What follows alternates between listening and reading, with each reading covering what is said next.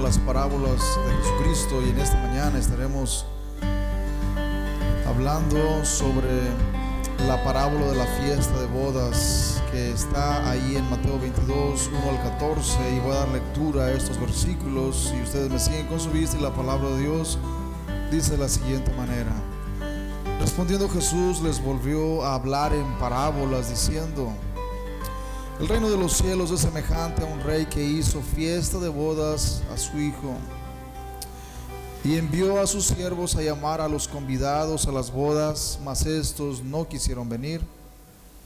Volvió a enviar a otros siervos diciendo: decid a los convidados, he aquí he preparado mi comida, mis toros y animales engordados han sido muertos, y todo está dispuesto, venid a las bodas.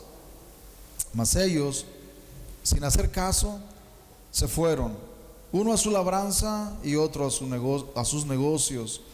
Y otros, tomando a los siervos, los enfrentaron y los mataron. Al oírlo el rey se enojó, y enviando sus ejércitos destruyó a aquellos homicidas y quemó su ciudad. Entonces dijo a sus siervos: las bodas a la verdad están preparadas, mas los que fueron convidados no eran dignos. Id pues a las salidas de los caminos y llamad a las bodas a cuantos halléis. Y saliendo los siervos por los caminos, juntaron a todos los que hallaron, juntamente malos y buenos, y las bodas fueron llenas de convidados. Y entró el rey para ver a los convidados, y vio ahí a un hombre que no estaba vestido de boda, y le dijo: amigo, ¿cómo entraste aquí sin estar vestido de boda? Mas él enmudeció. Entonces el rey dijo a los que servían: atadle de pies y manos y echadle en las tinieblas de afuera, allí será el lloro y el crujir de dientes, porque muchos son llamados y pocos escogidos. Continuando, hermanos, con las parábolas de Cristo, en esta mañana estaremos examinando la parábola que se titula y se le conoce como la parábola de la fiesta de bodas. Es una parábola de salvación, igualmente que las que hemos estado viendo hace ya algunos domingos atrás. Es una parábola de salvación, una parábola que nos habla de cómo la persona, el pecador, puede ser salvo, puede ser perdonado. Esta es una parábola un poco diferente, hermanos, porque nos muestra que los que fueron llamados a la salvación, a que fueran participantes del reino de Dios, por su mayor parte rechazaron ese llamado. Y me estoy refiriendo al pueblo judío. El pueblo judío, hermanos, como ustedes saben, fue el pueblo escogido por Dios, fue el pueblo que Dios escogió para que fuera luz en medio de la oscuridad, para que fuera un pueblo que diera el testimonio de Dios, y que fuera un pueblo santo en medio del paganismo en el cual ellos vivían y se encontraban. Sin embargo, hermanos, este pueblo judío, este pueblo de Israel, que debería ser ejemplo de lo que es ser un pueblo distinto, un pueblo diferente, un pueblo santo, hermanos, no era diferente de las demás naciones. El pueblo de Israel falló, hermanos, en su misión de ser un pueblo distinto. El pueblo judío, el pueblo de Israel, falló miserablemente en esa misión que Dios le dio de ser un pueblo santo para Dios. Falló miserablemente. Pero no solamente falló en demostrar esa obediencia delante del Señor y ese sometimiento a sus mandamientos, sino que cuando vino el Mesías, hermanos, que todos esperaban, lejos de ellos recibirlo, lejos de ellos aceptar lo que él venía diciendo, lo rechazaron y terminaron crucificándole. Y esta parábola, hermanos, habla de ese rechazo del pueblo judío hacia la invitación que él les vino haciendo, que Dios les hizo al pueblo judío para que ellos vinieran a las bodas. Quiero decirles, hermanos, que si esta parábola fuera llevada a la pantalla grande, seguramente consistiría de 4 escenas principales. Y estas 4 escenas son las que quiero que tengamos en mente y presentes en esta mañana para entender esta parábola. Esas 4 escenas las quiero ir mostrando como si fuera una película, pero diferente a la película. No van a ser escenas donde ustedes van a ver actores actuando, sino van a imaginarse a esos actores ahí actuando cuando yo les vaya describiendo el contenido de esta parábola. La primera escena, hermanos, que vemos en esta parábola es el llamado que hizo el rey a los que habían sido invitados o convidados a las bodas de su hijo. Fíjense lo que dice los versículos 1 al 3. Respondiendo, Jesús les volvió a hablar en parábolas diciendo: el reino de los cielos es semejante a un rey que hizo fiesta de bodas a su hijo, y envió a sus siervos a llamar a los convidados a las bodas, mas estos no quisieron que venir. Hermanos, imagínense por un momento que ustedes son invitados a la boda de un hijo del rey de Inglaterra, que somos invitados, hermanos, a la boda del hijo de uno de los personajes más importantes de hoy día. Hermanos, cuando existe una fiesta de esta naturaleza, los invitados creen que han sido privilegiados, ¿no es cierto? Pero no cualquier persona se invita, hermanos, a una fiesta tan importante como la boda del príncipe de Inglaterra, por ejemplo. Del príncipe de Inglaterra. No todos son invitados, son contados las personas que se les extiende una invitación. Y la persona a la cual se invita, hermanos, lo comparte con todo el mundo. Fui invitado, tuve el privilegio de ser invitado a esta boda. Se sienten contentos y alegres, hermanos. Pero la invitación que se le dio al pueblo de Israel fue mucho más importante que la que cualquier personaje de hoy día pudiera dar. Esa invitación, hermanos, al pueblo de Israel fue tan importante que ellos deberían haber asistido gozosamente a ese evento. Y lamentablemente no vemos eso, no vemos que sucedió eso. Cristo vino anunciando el reino de Dios al pueblo de Israel. ¿Y qué hacía el pueblo judío? Hermanos, simplemente lo ignoraba. Juan el Bautista vino predicando y diciendo que el Mesías ya había llegado y que él estaba preparando el camino para el Mesías. Y hermanos, lejos del pueblo de Israel recibir el llamado de Juan el Bautista y la invitación que él hacía, hermanos, hacían todo lo contrario. Lejos de todos haber estado contentos y gozosos de que finalmente el tan ansiado Mesías había llegado, hermanos, hicieron todo lo contrario. Comenzaron a ignorarlo y comenzaron simplemente a dejarlo a un lado y a negarse a asistir a la invitación que el rey les había hecho. Hermanos, los judíos era el pueblo privilegiado, era el pueblo que Dios había invitado a ese evento por excelencia. Ustedes se han de acordar que cuando Cristo andaba en su ministerio terrenal, venía un gentil y le decía: Señor, sana a mi hija. Por me viene el ejemplo de la mujer sirofenicia.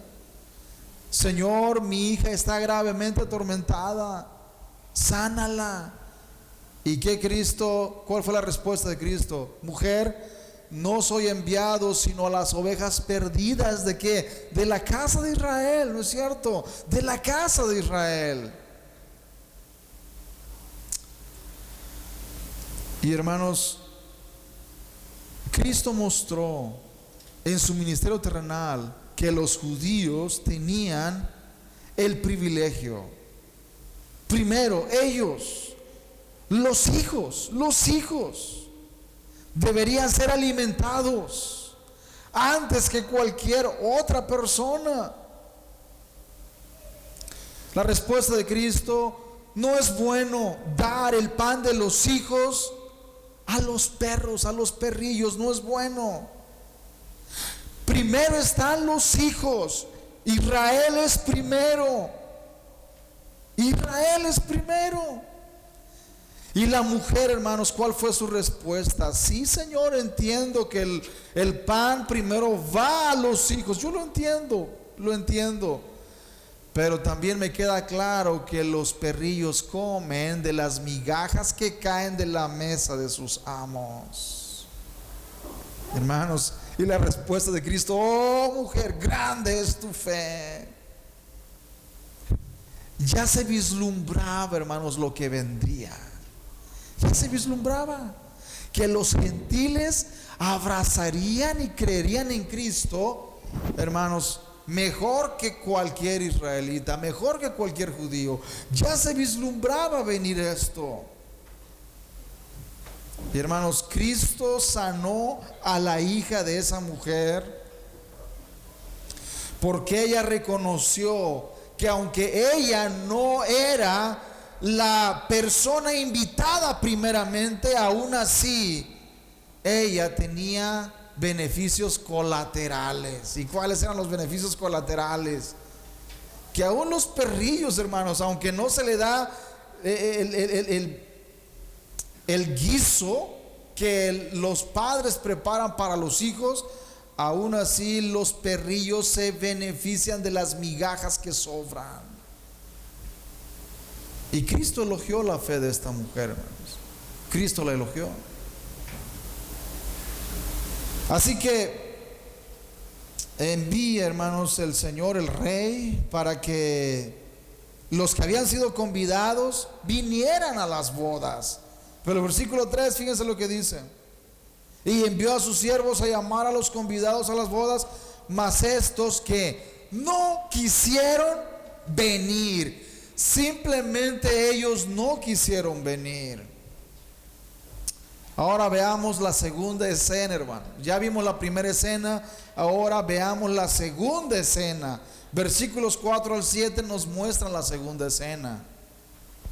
Volvió a enviar a otros siervos diciendo: decid a los convidados, he aquí he preparado mi comida, mis toros y animales engordados han sido muertos y todo está dispuesto, venid a las bodas. Mas ellos, sin hacer caso, se fueron, uno a su labranza y otro a sus negocios. Y otros, tomando a los siervos, los afrentaron y los mataron. Al oír el rey se enojó y enviando sus ejércitos destruyó a aquellos homicidas y quemó su ciudad. Aquí vemos la segunda escena, hermanos. En esta segunda invitación, el rey, hermanos, hace una segunda invitación. La primera invitación fue realizada, déjenme decirles, por Juan el Bautista y los discípulos de Cristo. Los 70 discípulos que fueron comisionados también estaban dando esa primera invitación. Esa primera invitación fue dada por ellos. La segunda invitación, hermanos, fue dada por los discípulos después del Pentecostés. Los discípulos, después que recibieron el bautismo del Espíritu Santo en el día de Pentecostés, comenzaron a predicar que Cristo había resucitado de entre los muertos. Ya la invitación era un poco diferente a la invitación que hacía Juan el Bautista y a la invitación que hacían los 70 discípulos de Cristo. Ahora la invitación de ellos era que en el nombre de Cristo ellos tendrían perdón de pecados, debido a que Cristo había muerto, había resucitado y ahora estaba sentado a la diestra del Padre, y que ahora ellos tenían que aceptarle, someterse a su señorío y vivir en obediencia a Él. Y hermanos, ¿cuál fue la reacción de muchos judíos? El libro de los Hechos muestra claramente cómo los principales líderes del pueblo de Israel se oponían a los discípulos de tal manera que muchos de ellos fueron azotados, fueron puestos en prisión y fueron asesinados, ¿no es cierto? Tenemos el martirio de Esteban. Esteban fue asesinado y Saulo de Tarso, hermanos, fue uno de los principales protagonistas en esta persecución. Se desató la persecución en contra de los cristianos, en contra de los discípulos. Y esto cumple las palabras que dice el versículo 6. Y a otros tomando a los siervos que los enfrentaron y los mataron. Hermanos, muchos de ellos no les bastó con ignorar la invitación. Es cierto que el versículo dice que algunos de ellos no hicieron caso y se fueron, uno a su labranza y el otro a sus negocios. En otras palabras, aquí la vida sigue igual, la vida continúa. Es cierto, mataron a un carpintero, ahí se acabó todo y todo sigue normal. La vida sigue su curso, señores. Aquí no ha pasado nada y todos regresemos a lo que estábamos haciendo antes. Incluso, hermanos, incluso los mismos discípulos de Cristo llegaron a irse a pescar una vez más. Desempolvaron sus redes y se fueron a pescar, a hacer lo que antes habían estado haciendo, debido a que Cristo había sido asesinado, crucificado. Por lo tanto, ellos pensaban que había llegado el fin de todas las cosas y que por lo tanto su Mesías había sido muerto y ya no estaría más con ellos. Ellos, hermanos, aún llegaron a creer que finalmente todo había terminado en desilusión. El reino que Él había prometido no se estableció, terminó en una cruz. Y ahora, ¿sabes qué? Vamos a seguir la vida normal como antes la llevábamos. De la misma manera, hermanos, los que fueron invitados a las bodas se fueron, uno a su labranza y otro a sus negocios y siguieron su vida normal. Pero otros tantos, hermanos, se indignaron con la predicación de los discípulos. Se llenaron de ira, se llenaron de odio hacia ellos. Comenzaron a perseguirlos y comenzaron a asesinarlos. ¿Y cuál fue el resultado de eso, hermanos? El juicio de Dios sobre el pueblo judío en el año 70. Veamos el versículo 7. Al oírlo el rey se enojó y enviando sus ejércitos destruyó a aquellos homicidas y quemó ¿qué? Su ciudad. Hermanos, estas palabras se cumplieron en el año 70, cuando Jerusalén, la ciudad de Jerusalén fue destruida y el templo judío, hermanos, fue arrasado. Y como dijo Cristo en Mateo 24, os digo que no quedará piedra sobre piedra que no sea derribada. En el año 70, hermanos, las legiones de Roma sitiaron Jerusalén, mataron a millones de judíos y los sobrevivientes fueron vendidos y fueron llevados como esclavos a todos los países del mundo, todas las naciones de la tierra. Y hermanos, Dios trajo juicio sobre el pueblo judío debido a que ellos rechazaron la invitación que Él les había hecho. Dios juzgó en el año 70 al pueblo judío, destruyó la ciudad, destruyó a los homicidas y quemó su ciudad. Es un hecho histórico, hermano. La historia narra con lujo de detalles la destrucción de Jerusalén. Todo mundo lo sabe. Todo mundo sabe que Jerusalén fue destruida en el año 70 y que los judíos fueron dispersos por todo el mundo por casi 2000 años, hermanos. Anduvieron por todas las naciones, y de ahí el dicho del judío errante. No tenían patria ni hogar, no tenían un lugar donde vivir, eran masacrados en todos los lugares donde vivían. Hitler casi los exterminó en la Segunda Guerra Mundial. Y hermanos, el castigo sobre el pueblo judío por tal desobediencia ha sido bastante grande, bastante tremendo. Ahora bien, vamos a la tercera escena, hermanos. La tercera escena es que el rey envía a sus siervos a llamar a todas las personas sin distinción de nadie. Versículos 8 al 10 nos muestra la tercera escena. Entonces dijo a sus siervos: las bodas a la verdad están preparadas, mas los que fueron convidados, que no eran dignos. Id pues a las salidas de los caminos y llamad a las bodas a cuantos halléis. Y saliendo los siervos por los caminos, juntaron a todos los que hallaron, juntamente malos y buenos, y las bodas fueron llenas de convidados. Hermanos, el evangelista Mateo muestra el llamamiento al reino de Dios, el llamamiento del evangelio como una fiesta de bodas.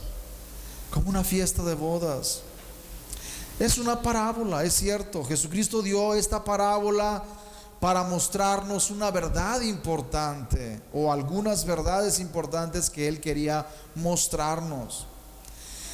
Después, hermanos, el rey envía a sus siervos a que ahora inviten a las bodas a todo tipo de personas.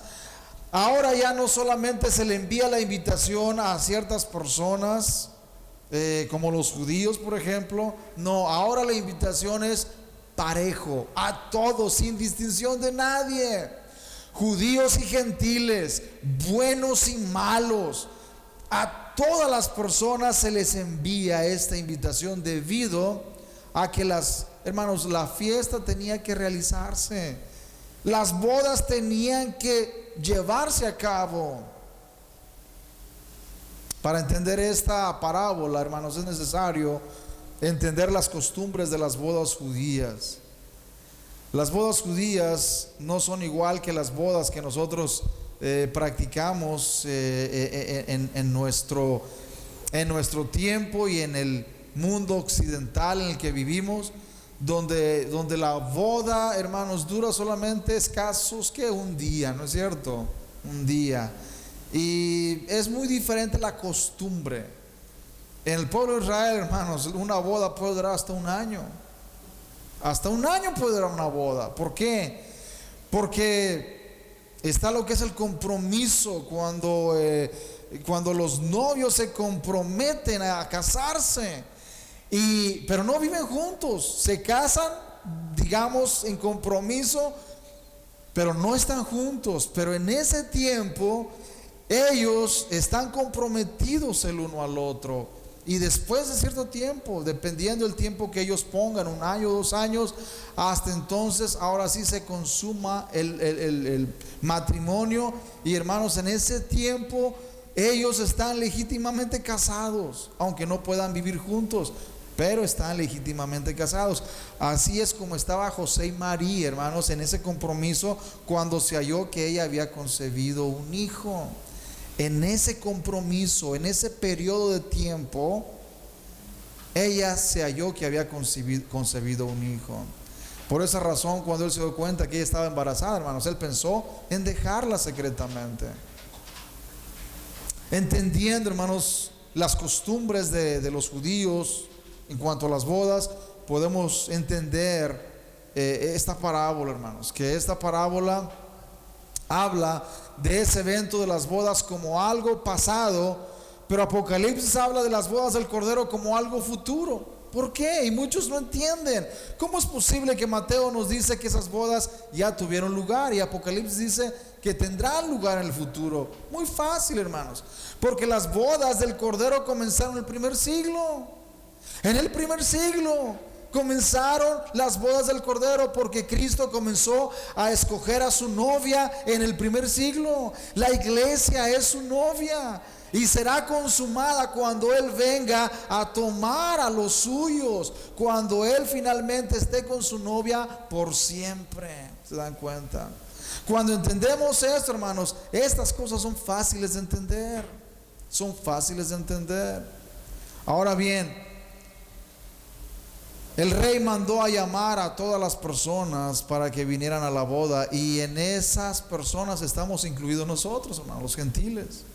Ahí estamos incluidos ustedes y yo, en esa invitación. Vayan e inviten a todos. Id pues a las salidas de los caminos y llamad a las bodas a cuantos halléis. Y saliendo los siervos por los caminos, juntaron a todos los que hallaron, juntamente malos y buenos, y las bodas fueron llenas de convidados. Pero viene la cuarta escena, hermanos. Viene la última escena. Cristo todavía no termina con su parábola. Aquí nos agrega un detalle todavía más. Y en esta escena, hermanos, la vemos al versículo 11 en adelante. Dice: y entró el rey para ver a los convidados, y vio allí a un hombre que no estaba vestido de boda. Y le dijo: amigo, ¿cómo entraste aquí sin estar vestido de boda? Mas él enmudeció. Entonces el rey dijo a los que servían: atadle de pies y manos y echadle en las tinieblas de afuera.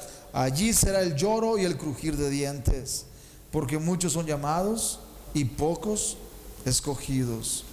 Hermanos, déjenme decirles que no es suficiente con ser invitados a las bodas del Cordero.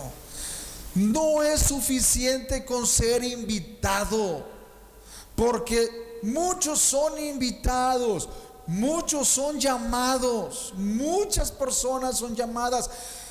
Hermanos, el llamado del evangelio es general.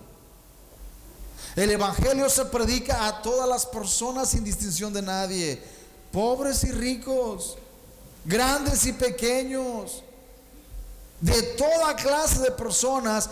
El llamado del evangelio es hecho a todos sin distinción de nadie. Sin embargo, hermanos, Cristo agrega un detalle que es un poco inquietante, hermanos. Un poco inquietante este detalle, porque Cristo dice que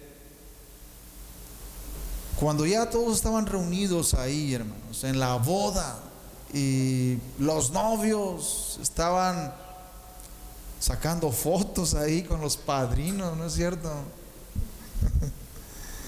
Ahí estaban los novios y todos los invitados muy contentos. Arriba el novio, arriba la novia, que viva el novio, que viva la novia. Todo lo que se hace, hermanos, en las bodas, ¿no es cierto?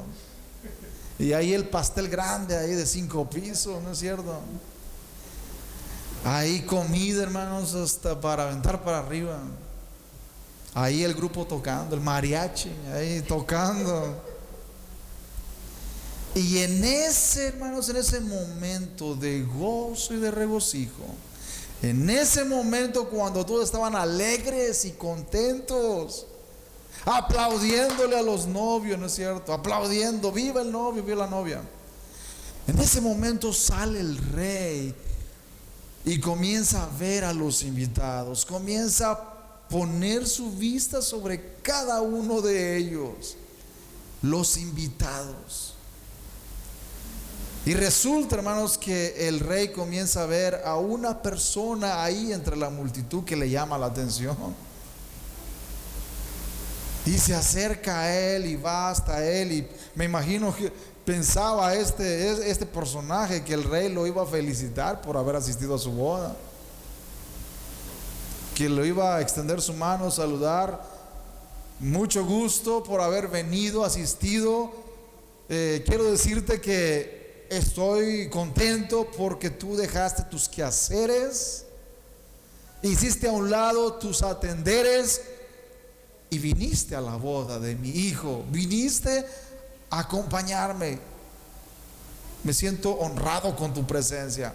Hermanos, no fue eso lo que el rey le dijo a este personaje, a este hombre. Fíjense lo que dice el versículo 11 y 12. Y entró el rey para ver a los convidados y vio ahí a un hombre que no estaba vestido de boda y le dijo: amigo, ¿cómo entraste aquí sin estar vestido de boda? Mas él que enmudeció. ¿Qué significa esto, hermanos? ¿Qué significa esto? Que todos los que han sido invitados, hermanos, todos los que habían sido invitados tenían que estar vestidos de boda.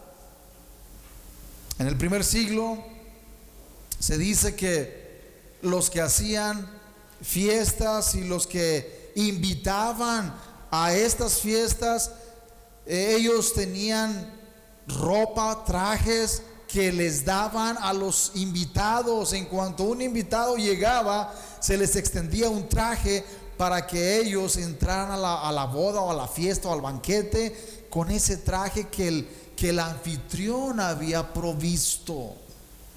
Un traje que el dueño de la fiesta había provisto. Todos estaban vestidos con ese traje, pero este señor, este personaje, no dice cómo se llamaba. Qué bueno que no dijo cómo se llamaba, hermano. Si no, yo creo que nadie le hubiera puesto a sus hijos de esa manera. Que no le hubiera puesto así si hubiera dicho el nombre de esta persona. Hermanos, él no tenía ese traje de boda. Amigo, ¿cómo entraste aquí sin estar vestido de boda? Mas él enmudeció. Es interesante, hermanos, darnos cuenta que muy posiblemente a este personaje, a este amigo, a este invitado que no estaba vestido, cuando él llegó se le extendió el vestido de boda. Se le dijo: mira, aquí el requisito para que estés presente es de que tienes que ponerte este traje. Él vio el traje y por cualquier razón, vayan ustedes a pensar qué razón habría, quién sabe.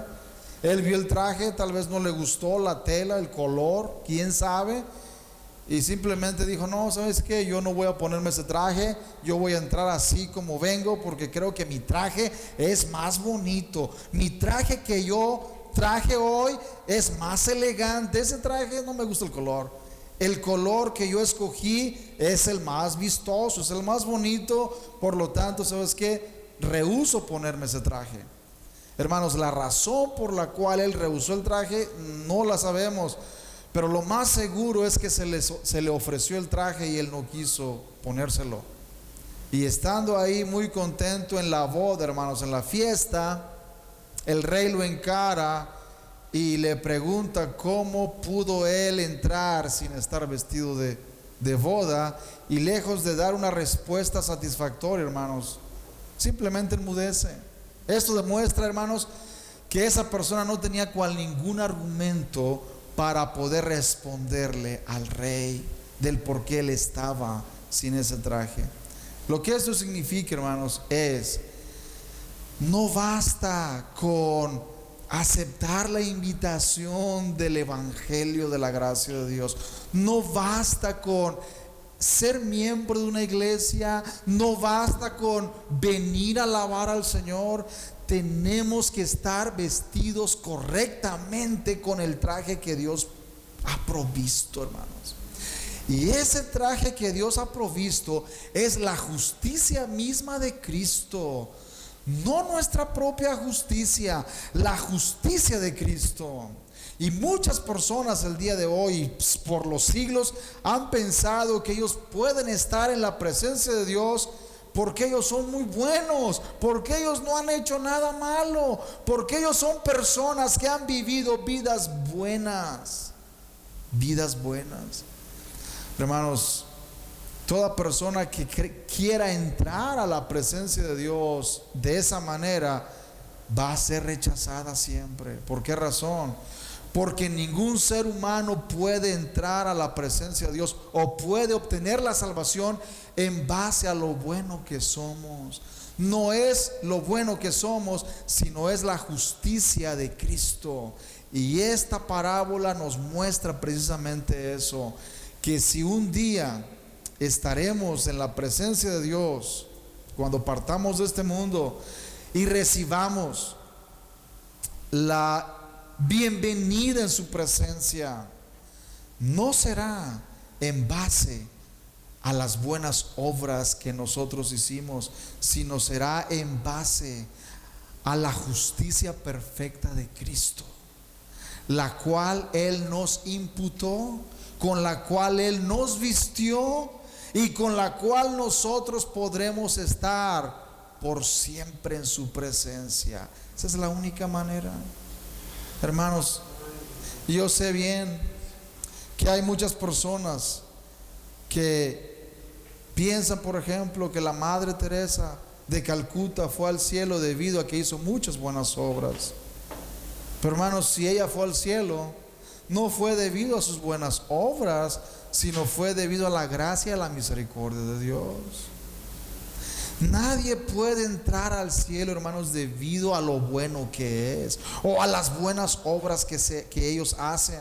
Hermanos, la única manera que Dios puede permitirnos entrar en su presencia es debido a su gracia y a su misericordia. Es si realmente estamos vestidos con la justicia perfecta de Cristo. Porque si vamos con nuestros propios trajes, hermanos, seremos rechazados. Lo que dice el versículo 3, hermanos, es un tanto escalofriante.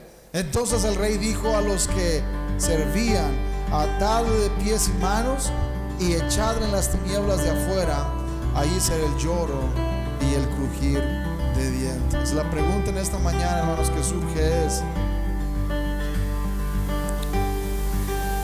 ¿en base a qué has aceptado la invitación del llamado del Evangelio? ¿En base a qué? ¿En base a tus buenas obras o en base a lo que Cristo ha hecho por ti en la cruz del Calvario? Es en base a lo que Él ha hecho.